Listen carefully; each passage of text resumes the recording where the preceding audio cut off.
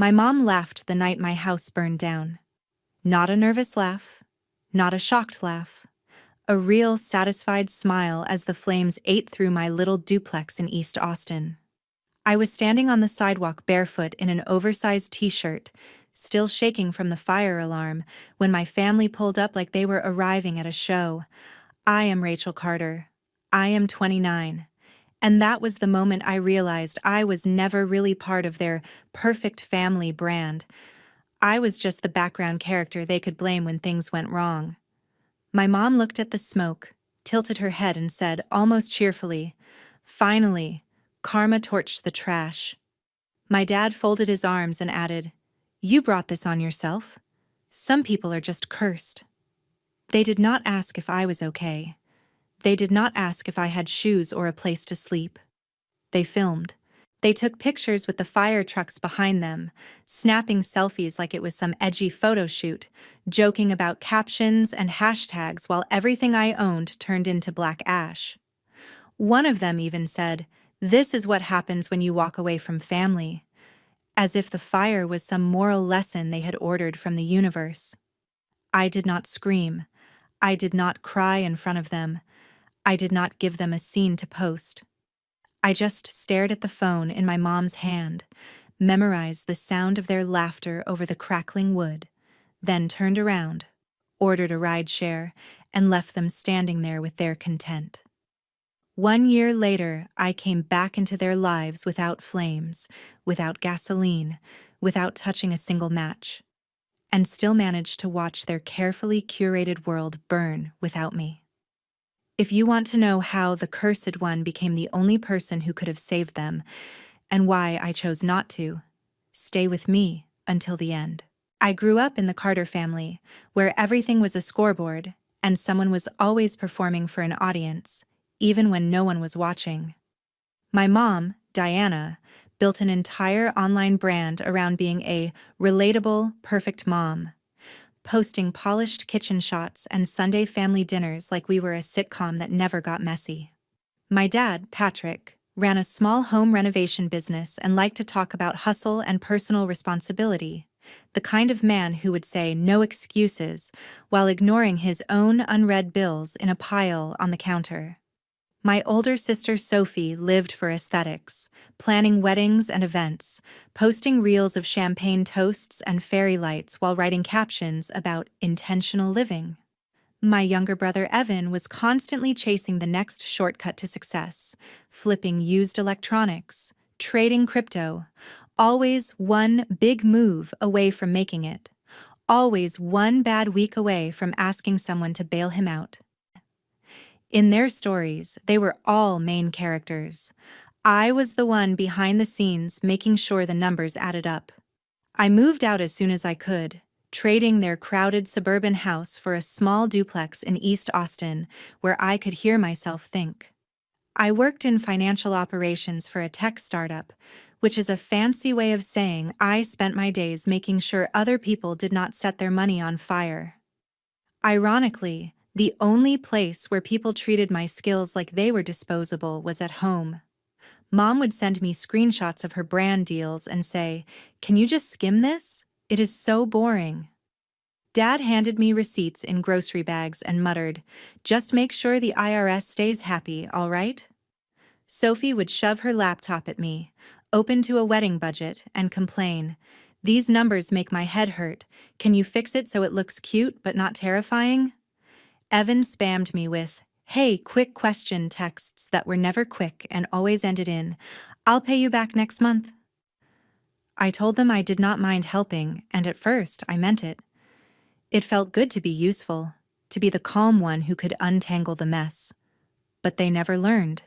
They never tried. They treated me like an app they could open when things got complicated and close as soon as it was handled. I got tired of forgetting what I had done for who and when they had promised to pay me back, or at least say thank you, so one night I opened a fresh Notion page and called it Family Balance. Every time I fixed a tax form for my dad, I logged it. Every time I reworked a wedding budget for Sophie, I logged it.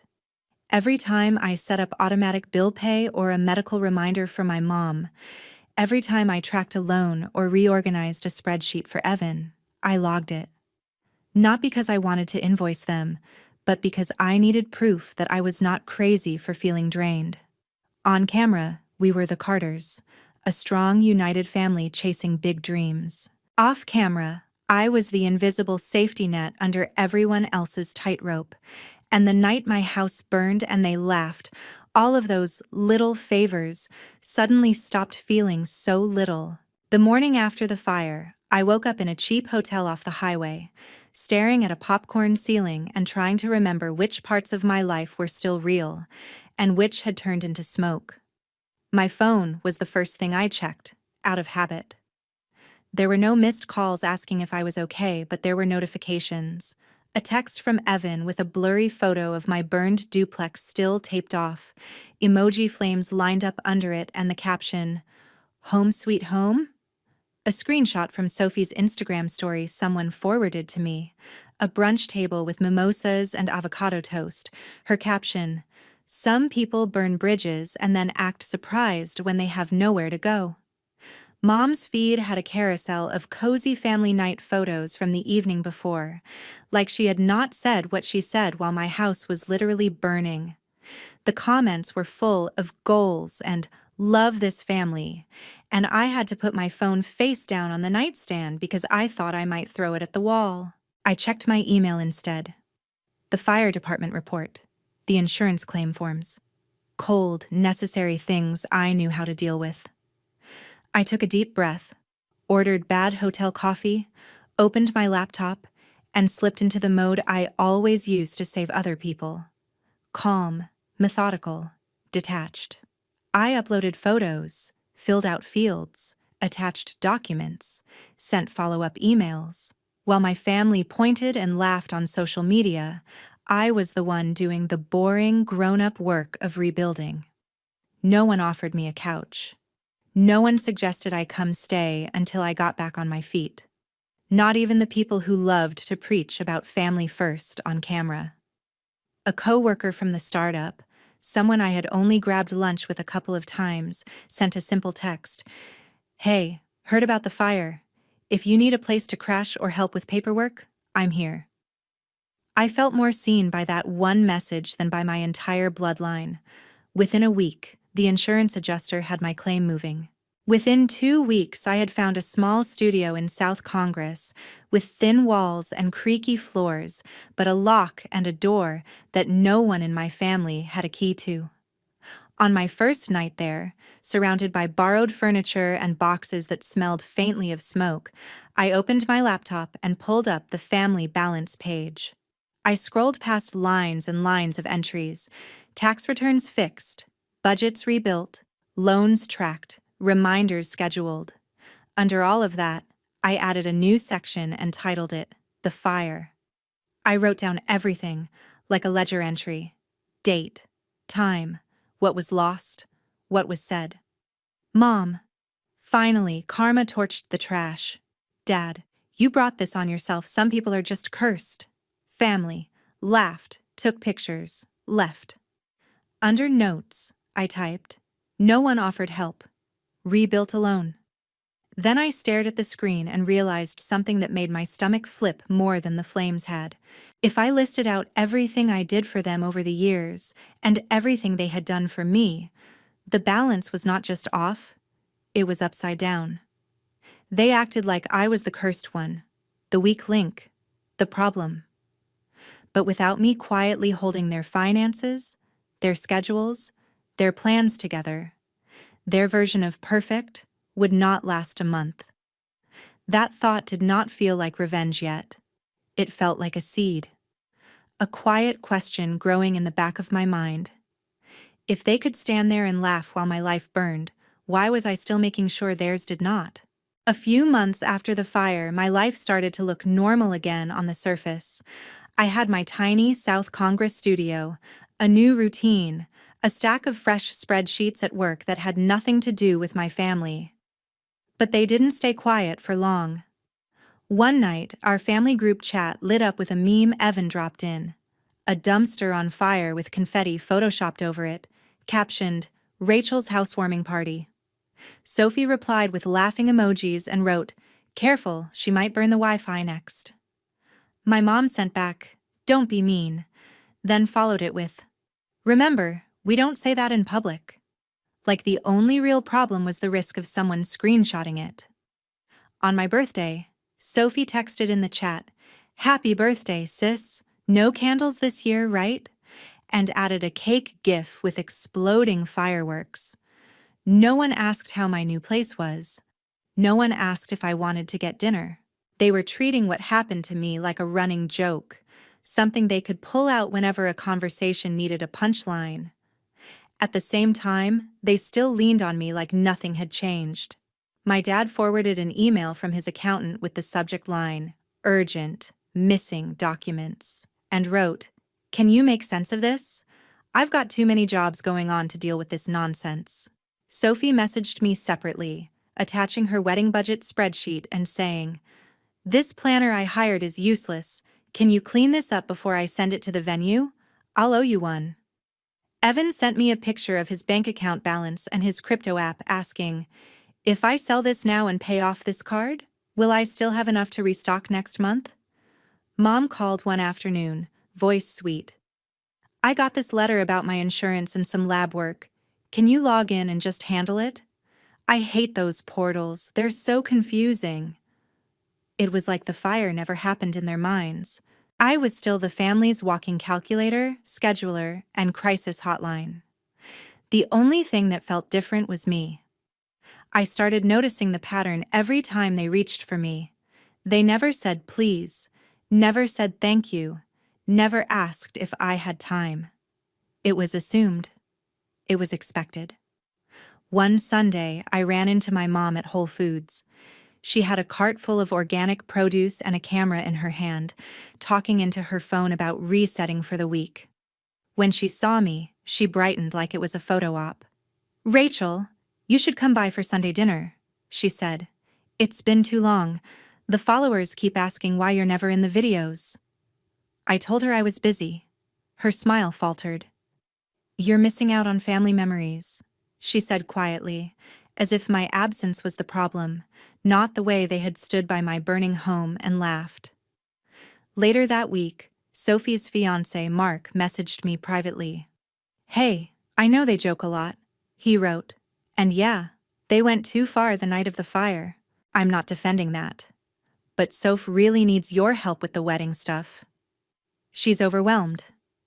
I stared at the message for a long time, feeling that familiar pull between wanting to help and wanting to protect myself. I did send Sophie a few quick fixes on her spreadsheet, then logged the time in Family Balance with a new tag, "After Fire." The more I scrolled through that page, the more it looked like a mirror held up to our family dynamic. They called me cursed, but I was the one keeping their bills straight, their events on budget, their healthcare scheduled, their side hustles afloat. And now they were using my worst night as a meme while still expecting me to save them from every boring detail they did not want to handle. The joke was starting to sound less funny, at least to me. To them, though, I was still the punchline and the backup plan rolled into one. Around the 1-year mark after the fire, I realized my life had split into two timelines. There was before the fire, where I still tried to believe my family would show up for me the way I always showed up for them. And there was after the fire, where I had video proof in my head of them smiling in front of my burning house like it was a backdrop. That anniversary crept up in a way I did not expect. I did not plan to mark it. I was just trying to get through another week of work and cheap takeout in my little studio. Then Sophie posted something on Instagram that hit me like a slap. It was a picture of her and Evan at a rooftop bar, city skyline glowing behind them, captioned, "1 year since we let go of toxic energy and started living for real. Some bridges are better burned." Evan commented with a fire emoji.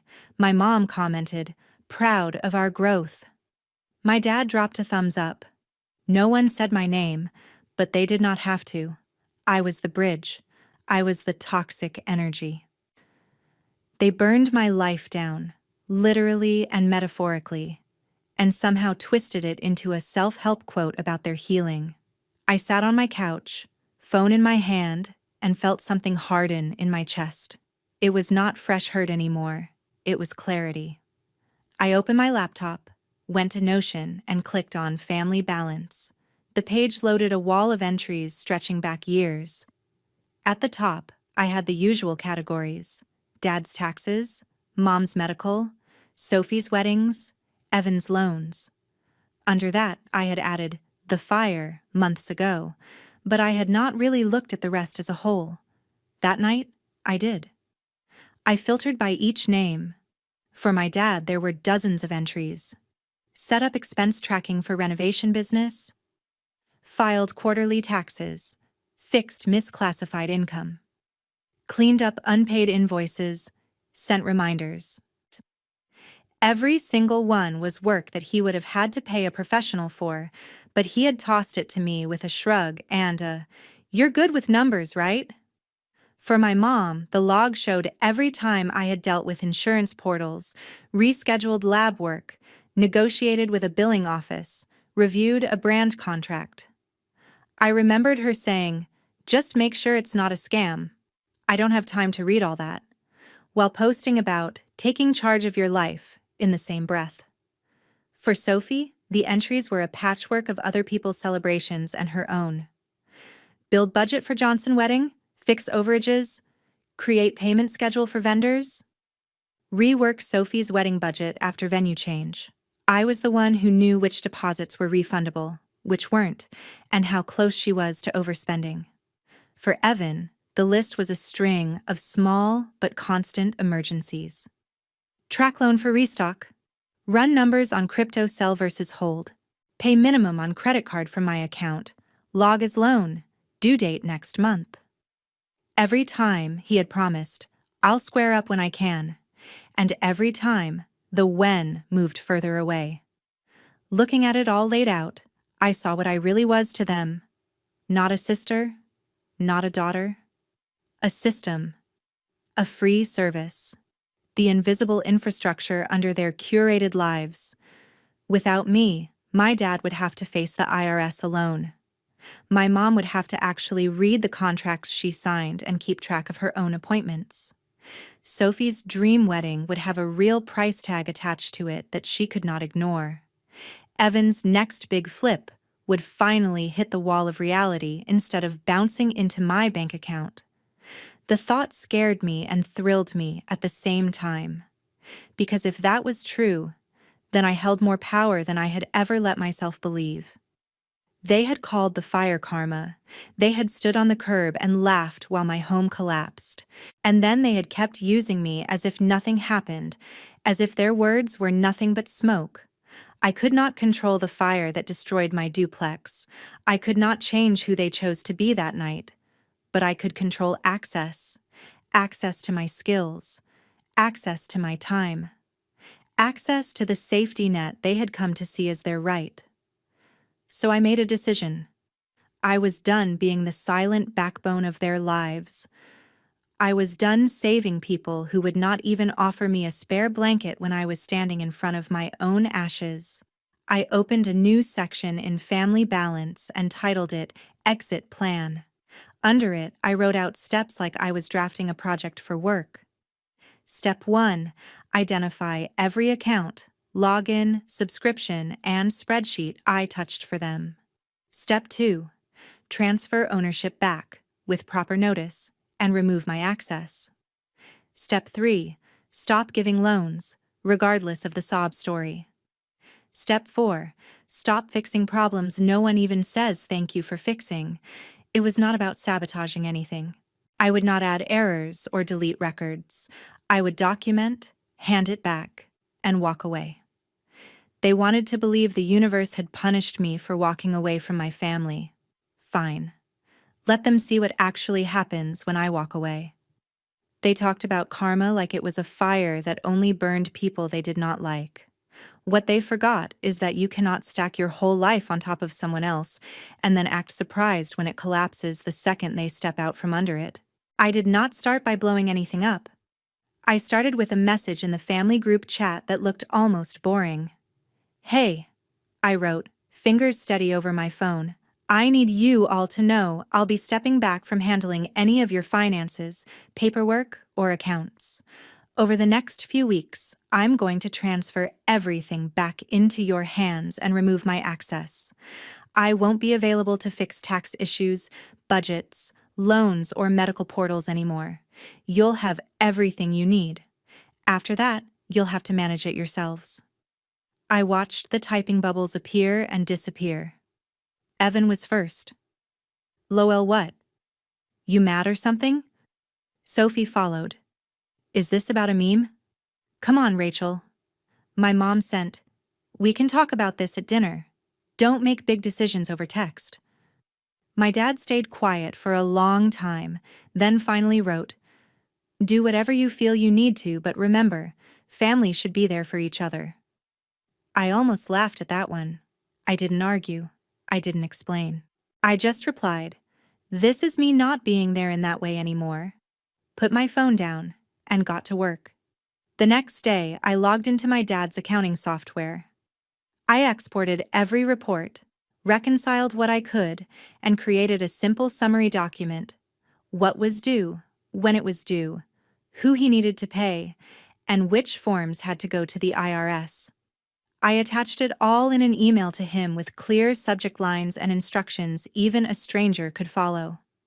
Then I went into settings, changed the admin email from mine to his, removed my own access, and logged out. A few hours later, my phone buzzed. Why did I just get an email about logging into this thing? He texted. Because it's yours now, I replied. Everything's up to date as of today. After this, you'll need to manage it or hire someone. He sent back, you're overreacting. Like that was an argument that could change the login credentials. With my mom, it was messier, but not complicated. I had every one of her medical portals bookmarked, every password saved. I went through and printed a list of her upcoming appointments, any outstanding bills, and the instructions to reset her own password. I emailed it all to her with, here's everything you need to manage your health accounts on your own. I'm removing my logins. Then I turned off every reminder on my phone that said, Mom lab work, or Mom follow up. When she called that evening, her voice was tight. Why are you doing this now? She asked. You know I hate that stuff. I kept my tone even. Because it's your health, Mom. You should be the one in charge of it. You talk about taking control of your life all the time. This is part of that. There was a pause, then a frustrated sigh. You're being dramatic over a house that was insured, she snapped. I almost reminded her of the words she had chosen that night, but I stopped myself. You do not convince people like that with memories. You just step away. Sophie took it the hardest. Her entire wedding existed as a series of contracts, invoices, and spreadsheets I had touched. I opened her wedding budget file, cleaned it one last time, added notes in the comments about what was paid, what was pending, and what dates could not be missed. I forwarded all the vendor chains back to her email with, you'll want to keep these organized.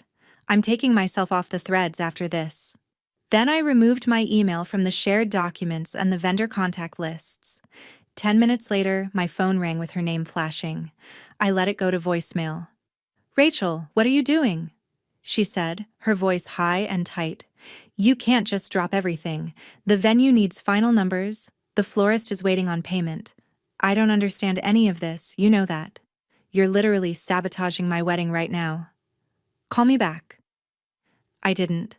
Instead, I logged into the last category, Evan's chaos. I pulled up the spreadsheet where I had tracked every dollar I'd floated him, every short-term loan that turned into a long-term joke.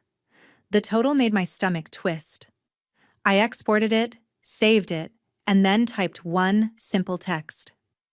I'm not sending any more money, Ev. Ever. Attached is a list of what you already owe me. I'm not chasing you for it. I'm just done adding to it. He replied almost instantly. Come on, Rach, don't be like that.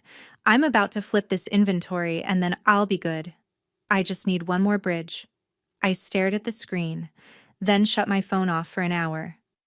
When I turned it back on, there were more messages. Seriously?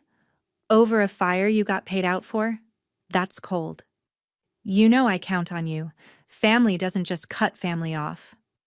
The irony of that line would have been funny if it didn't sting so much. As I executed my exit plan piece by piece, their reactions rolled in.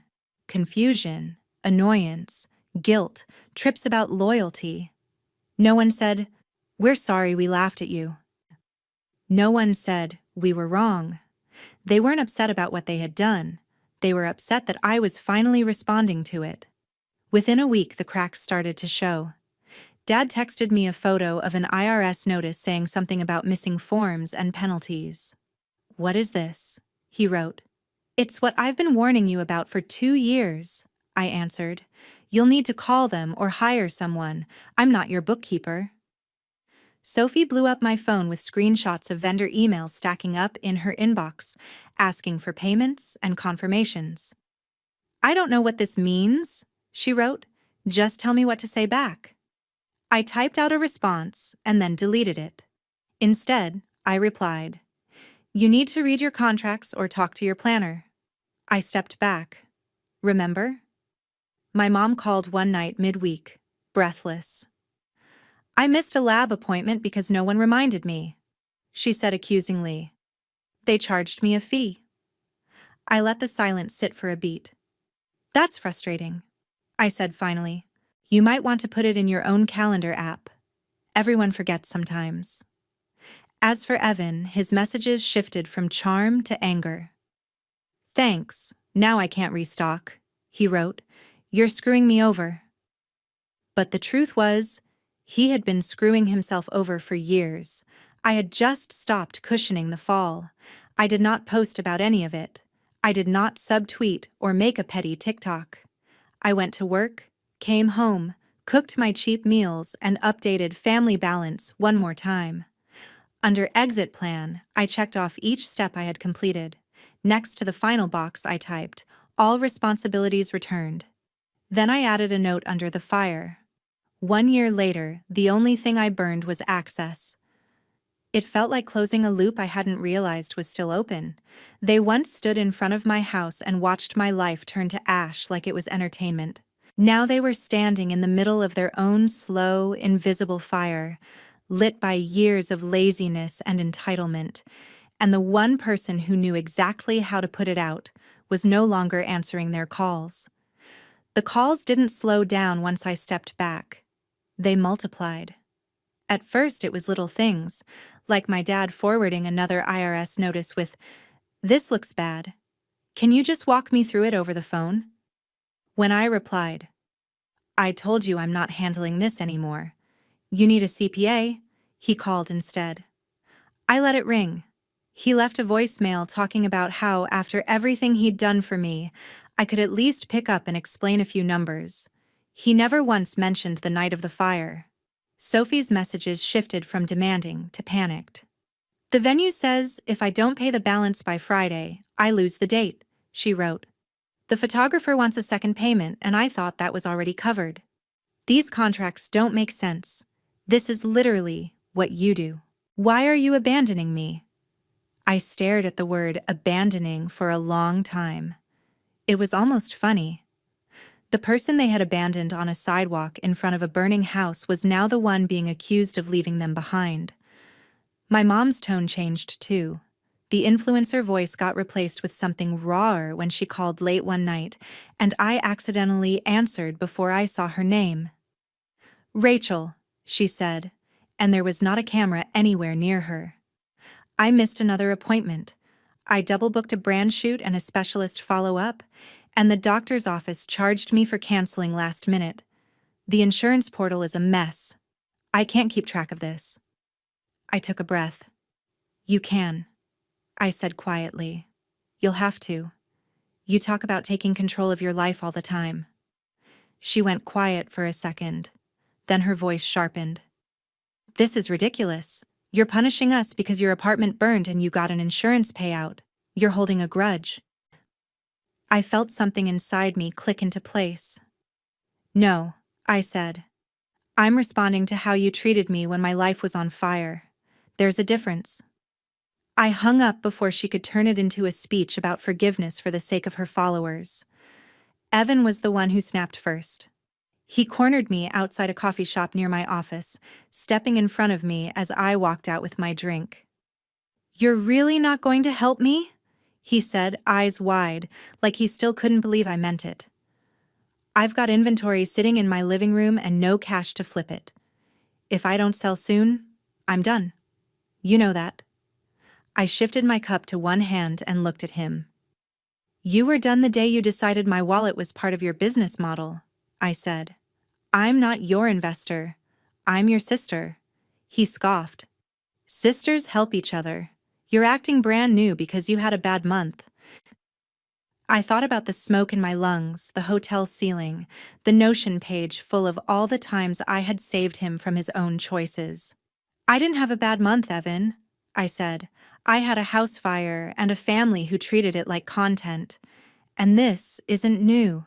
This is me finally catching up to reality." His jaw tightened. "You're going to regret this when nobody's there for you," he threw over his shoulder as he walked away. The irony sat heavy in the air between us. Weeks turned into a couple of months, and the consequences of my exit plan started stacking up on their side of the fence. My dad lost a longtime client after missing a licensing renewal he'd always counted on me to flag. My mom posted less often, then started alluding vaguely to health issues and stress, carefully avoiding the fact that half the stress came from late fees and missed appointments she used to hand off to me. Sophie's wedding, the one she had curated on Pinterest boards and mood boards for years, quietly changed from a big ballroom event to a smaller backyard ceremony, for intimate vibes only. I knew enough about her budget to recognize the spin. There were vendors she could no longer afford because deposit schedules had been ignored. She sent me one last message the week she scaled it down. "You win," she wrote. "My wedding is ruined. I hope you're happy." I typed and deleted my first 3 responses. Then I finally answered. "I don't win because your wedding is smaller, Sophie. I win because I stopped letting you treat me like a tool instead of a person.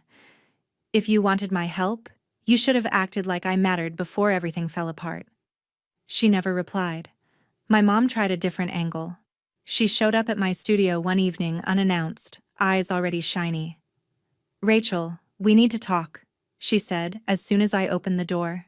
"Your father is stressed, your brother is struggling, your sister is humiliated. This family is falling apart. Is that what you wanted?" I didn't invite her in. We stood in the hallway under the dull yellow light. "No," I said. "What I wanted was a family who didn't laugh when my house burned down." Her face hardened. "We handled that badly," she said quickly, like she was swatting at a fly. "But holding on to one night for this long, letting it destroy everything, that's on you. You're choosing to let bitterness burn this family to the ground." I felt the anger rise, hot and sharp, but I also felt something steadier behind it. "You call it bitterness," I said. "I call it boundaries. I didn't set the fire at my duplex. I didn't make you pose in front of it. I didn't post quotes about letting go of toxic energy a year later. That was you. All I did was step out of a role I never agreed to. Your unpaid accountant, therapist, assistant, and scapegoat." She blinked, caught off guard by the word. "Scapegoat?" "Yeah," I said. "Every time something went wrong, it was my fault for moving out, for saying no, for not playing along with the perfect family story. When the universe handed you a fire, you decided it was proof I was cursed, not a wake-up call about how you treat people. I'm not carrying that for you anymore." For a second, I thought she might actually apologize. I saw something crack in her expression. But then she straightened her shoulders, like she was in front of a camera again. "Someday you'll regret pushing us away," she said. "Family is all you have in the end." I looked at her and realized that might be true for some people, But it wasn't true for me. Family was not all I had. I had a job I was good at. Friends who checked in without needing a crisis to feel close. A tiny, quiet apartment that was mine, with a lock they did not control. I had my own name, my own life, my own balance sheet, finally separated from theirs. In the end, I said calmly, all you really have is the way you treated the people who trusted you. That's what comes back. I closed the door gently, not slammed, and leaned against it for a moment, feeling my heart pound. That was the last big confrontation. After that, the noise died down. The texts came less often. The calls eventually stopped. Birthdays passed with no messages either way. On social media, the Carters rebranded without me. Smaller dinners. Learning to embrace the messy seasons. A simple, heartfelt wedding surrounded by those who matter most. Behind every caption, I could read the missing pieces, but it wasn't my job to fill them in anymore. In my own life, things got quieter and better. I budgeted my own money, not theirs, saved for things I wanted, took a weekend trip without asking anyone for permission or trying to rearrange someone else's chaos first. I still used Family Balance, but I changed the name at the top to My Balance. The old entries stayed as a reminder of what I'd carried. New entries tracked different things: therapy sessions, miles run, time spent with people who didn't ask me to shrink to make them comfortable. People online love revenge stories where the villain ends up broke, exposed, or begging in public. But the real revenge in my story wasn't about seeing my family crash. It was about watching them finally face the consequences of a life built on entitlement and image, without me quietly holding everything together behind the scenes. It was about knowing that when their world started to burn, I wasn't the one holding the extinguisher anymore. If you've ever been the person everyone leans on until you break, the responsible one, the strong one, the cursed one, who somehow always gets blamed, I want you to hear this part clearly. You are allowed to step away. You are allowed to stop fixing problems for people who laugh when you're the one in trouble. You are allowed to set boundaries, even with blood, especially with blood. My mom laughed when my house burned down. 1 year later, their world started collapsing without me. Not because I set it on fire, but because I stopped putting out flames I didn't start. That is what karma really looked like in my life. Not the universe punishing me for walking away from my family, but the universe finally letting them feel what it's like to live without the person they took for granted. And for the first time, I wasn't standing in the smoke. I was watching it from a safe distance, breathing clean air, finally free.